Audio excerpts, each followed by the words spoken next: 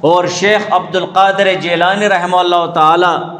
وہ رمضان کے متعلق فرماتے ہیں کہ رمضان میں جو رمضان نام ہے اس میں ایک ایک حرف اس مہینے کی صفت کو ظاہر کرتا ہے کہ رمضان کا جو نام ہے اس میں جو را ہے یہ بتاتی ہے کہ یہ رحمت کا مہینہ ہے۔ رمضان کا جو میم ہے یہ لفظ بتاتا ہے کہ یہ مغفرت کا مہینہ ہے،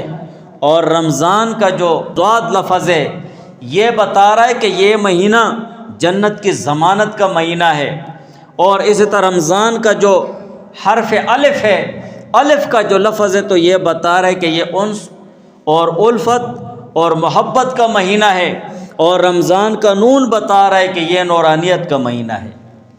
اب جو مومن مسلمان اللہ تعالیٰ کی رحمت چاہتا ہے،